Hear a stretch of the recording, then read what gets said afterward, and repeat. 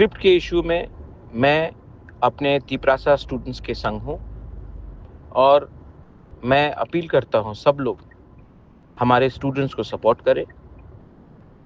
BSM हो, TSF हो, टीआईएसएफ हो, जमातिया स्टूडेंट्स हो, हमारे चुबलाई बुथु त्रिपुरा स्टूडेंट्स हो, सब लोग जो भी हो, चाकमा स्टूडेंट्स हो, मैं आप सबको बोलता हूँ कि मैं आपके साथ हूँ।